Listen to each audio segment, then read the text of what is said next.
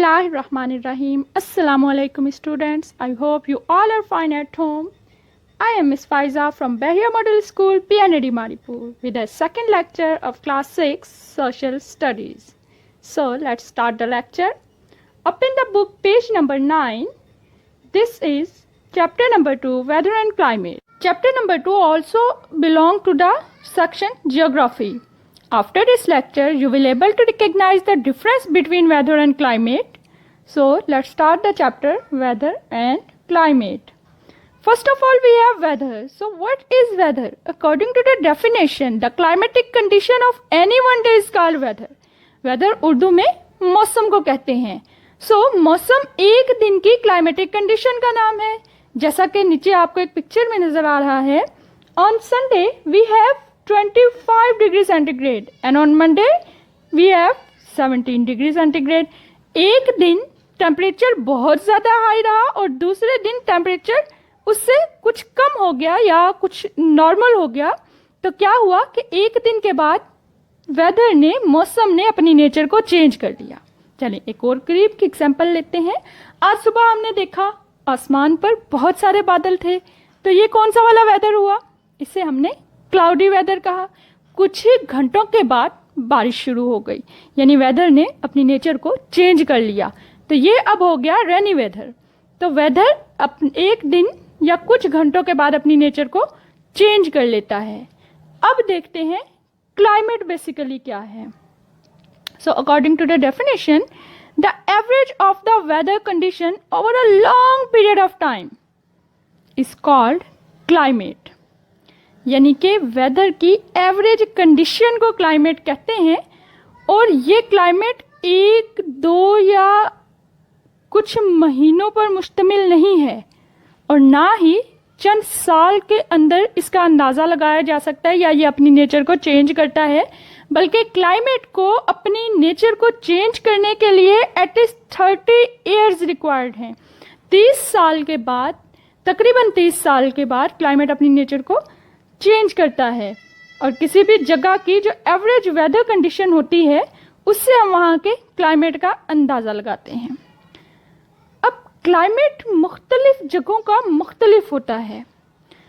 अगर हम overall world बात करें तो बहुत सारे ममालिक इस तरीके के हैं जहाँ पूरा साल बर्फ़ रहती है. कुछ ममालिक ऐसे हैं जहाँ पूरा साल बहुत गर्मी रहती है. कुछ ममालिक ऐसे हैं जहाँ मॉडरेट टेम्परेचर है, सर्दी भी आ रही है, गर्मी भी आ रही है. और अगर हम सिर्फ पाकिस्तान की बात करें तो पाकिस्तान इस मामले में बहुत ज़्यादा रिच है कि यहाँ पर आपको हर तरह का मौसम मिलेगा, यहाँ पर आपको हर तरह का क्लाइमेट मिलेगा. आपके पास सर्दियों में डिफरेंट इलाकों में बर्फ़बारी भी पड़ती है. ऐसे भी एरियाज़ हैं जहाँ पे एक नॉर्मल रेंज में सर्दी होती है. और गर्मियों में ऐसे एरियाज़ भी हैं जहाँ पर गर्मी में भी मौसम बहुत अच्छा रहता है और ऐसे भी एरियाज़ हैं जहाँ बहुत ज़्यादा गर्मी पड़ती है.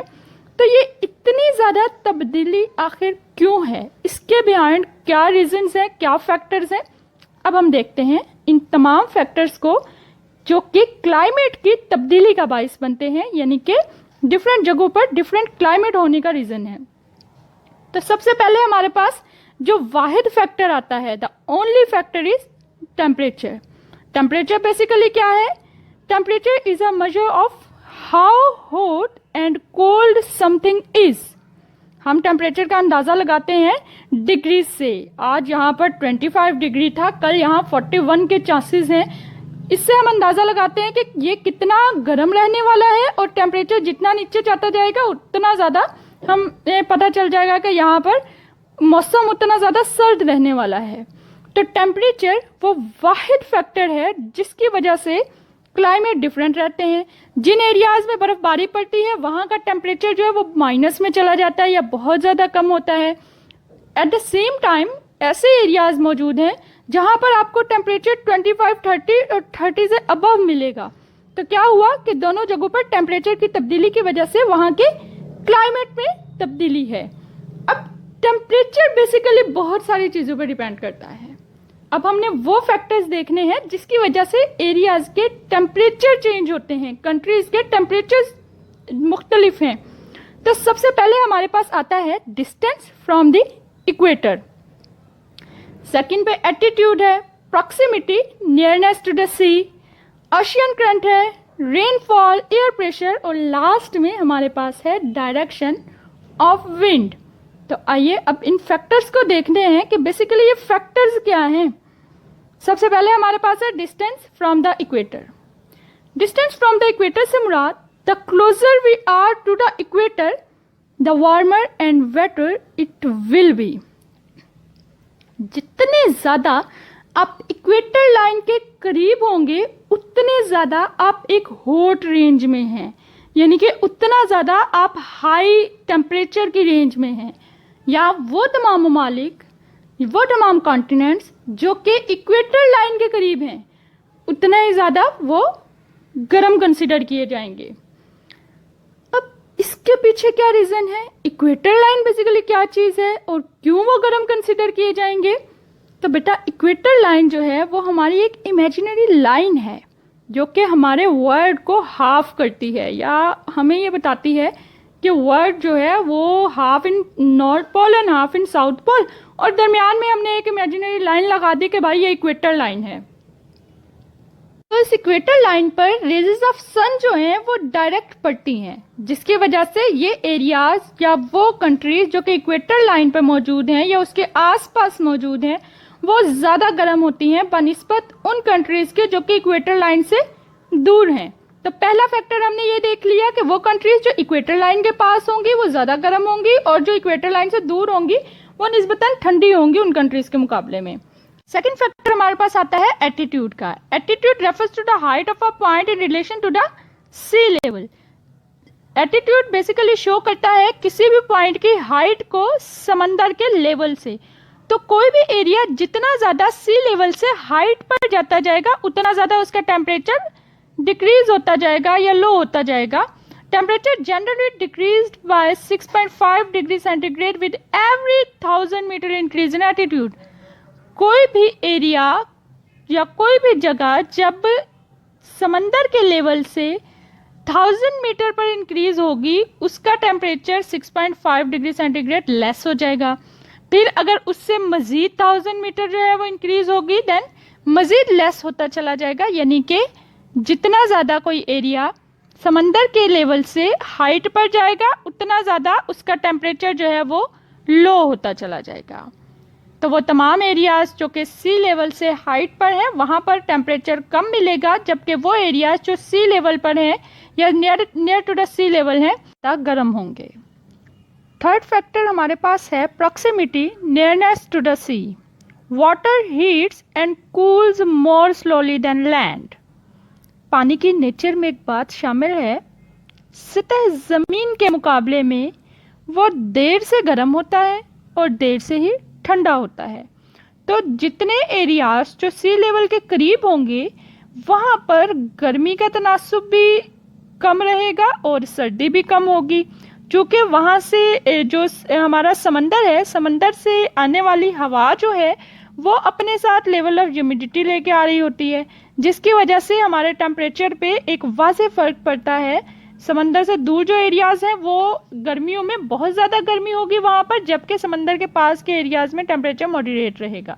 बिल्कुल ऐसे ही जैसा ऑन बुक पेज नंबर 10 आपको एक टेबल शो किया गया है जहाँ पर प्लेस मौजूद है, जनवरी और जुलाई का टेम्परेचर दिया गया है और डिफरेंसेस दिए गए हैं। ये एवरेज टेम्परेचर है कि इन मंथ में एवरेज जो टेम्परेचर रहता है वो कितना रहता है। कराची साहिल समंदर के पे वाक़ एक शहर है।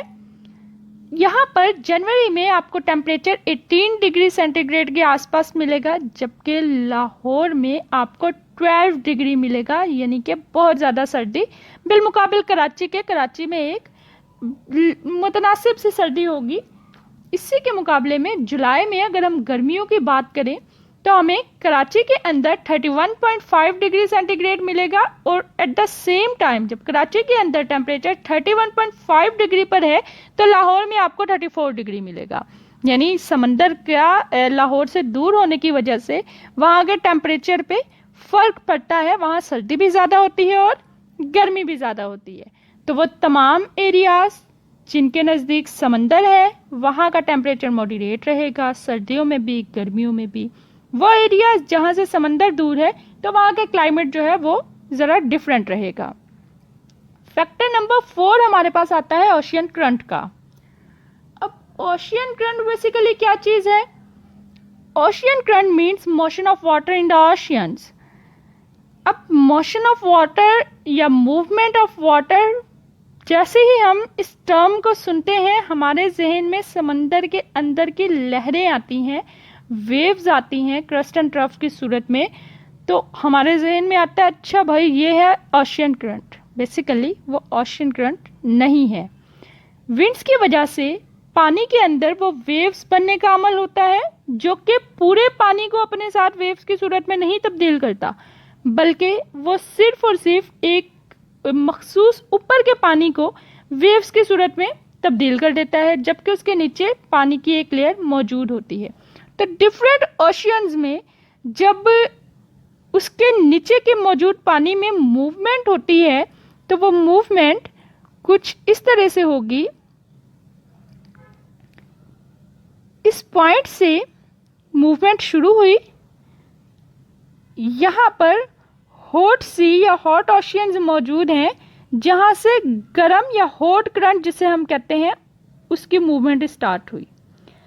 ये एक डायरेक्शन में होने के बाद अगर किसी ऐसे ओशियन में जा मिलेगा जहाँ पर पोलर रीजन का कोई ओशियन हो जो कोल्ड ओशियन कंसीडर किया जाए, और वहाँ पर होने वाला करंट या वहाँ पर होने वाली ये मूवमेंट ऑफ वाटर जो है वो यकीनन कोल्ड होगी, तो यहाँ मिलने के बाद ये उस एरिया से होता हुआ वापस अपने पॉइंट पर आ जाएगा।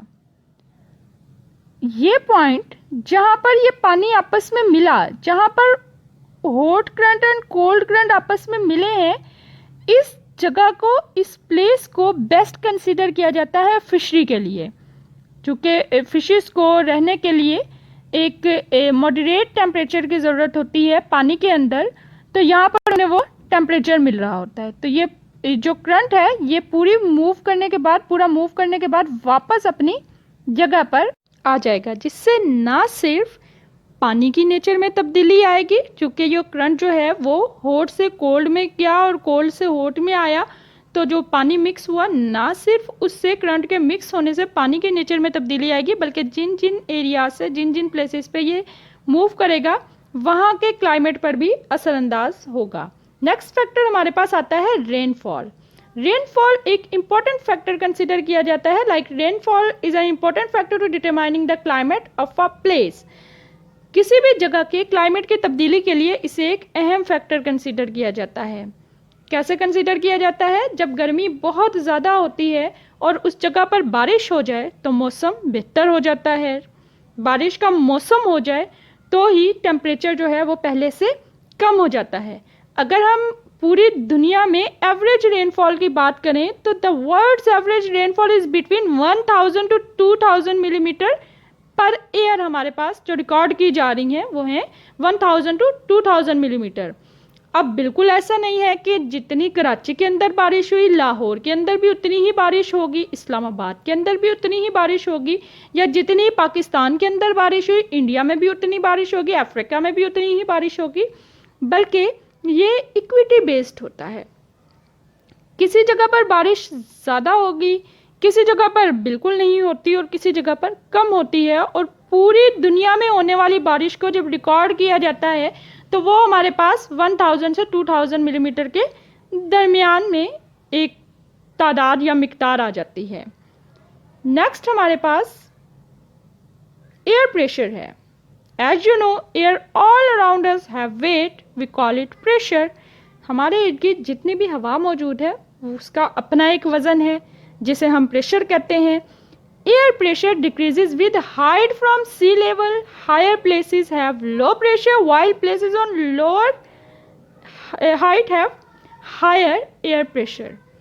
सिंपल सा पॉइंट है, इसे समझ जाएंगे पूरा एयर प्रेशर हमारी समझ में आ गया कि जितना ज़्यादा हम सी लेवल पर होंगे या nearest to the sea level होंगे उतना ज़्यादा हमारा जो यहाँ पर एयर प्रेशर है वो ज़्यादा रहेगा। जैसे जैसे हम हाइट पर जाते जाएंगे एयर प्रेशर उतना ही कम होता जाएगा। अब इससे क्या फ़र्क पड़ता है, किस तरीके से क्लाइमेट पे फ़र्क पड़ता है कि जो हाई प्रेशर है वो वहाँ पर जो है वो मौसम ड्राई रहता है, जबकि जो जहाँ पर लो एयर प्रेशर होगा यानी कि हाइट पर जितनी भी प्लेसेस जो है वो हाइट पर है, हाई लेवल पर है, वहाँ पर मोस्टली बारिश आपको देखने में मिलेगी। लास्ट फैक्टर जो कि क्लाइमेट की तब्दीली का एक बड़ा फैक्टर है वो है डायरेक्शन ऑफ विंड। हवा चलती है लेकिन डायरेक्शन कभी भी, जो विंड है वो कभी भी एक ही डायरेक्शन से नहीं चलती बल्कि अपनी डायरेक्शन को चेंज करती रहती है। So the direction from which the wind usually blow is known as direction of wind. अब इसके चेंज होने से किस तरीके से हमारे क्लाइमेट पर असर होता है? जब नॉर्थ डायरेक्शन से हवा चलेगी तो अक्सर ये ठंडी हवा कंसिडर की जाएगी, ये ठंडी हवा होगी, टेम्परेचर जो है वो नॉर्मल रहेगा, ठंडक महसूस होगी। जबकि इसी तरीके से जब सी की डायरेक्शन से हवा आएगी, विंड चलेगी, विंड डायरेक्शन जो है वो सी की तरफ से होगी, तो मोस्टली वो क्लाइमेट जो है वो रेनी क्लाइमेट कंसिडर होगा या वो रेनी क्लाइमेट होता है। तो direction of wind also play an important roll on the changes of climate और ऑन डिफरेंट क्लाइमेट्स। सो हमारा चैप्टर यहाँ पर मुकम्मल हुआ। आई होप कि ये चैप्टर आपको बहुत अच्छे से समझ में आया होगा, और अब कितना अच्छे से समझ में आया है उसके लिए आपने ये होम टास्क करना है। 3 क्वेश्चंस आपको दिए गए हैं, इनके एक एक सेंटेंस में आंसर्स करने हैं और इसके अलावा बुकलेट में मौजूद तमाम क्वेश्चन आंसर याद करने हैं, और जो वर्कशीट यानी कि ऑब्जेक्टिव आपको दिए गए हैं चैप्टर में, वो आपने चैप्टर को रीड करके उसकी हेल्प से उसे फिल कर देना है। आखिर में स्टे होम स्टे सेफ के मैसेज के साथ तमाम बच्चों को अल्लाह हाफिज़, अपना बहुत सारा ख्याल रखिएगा।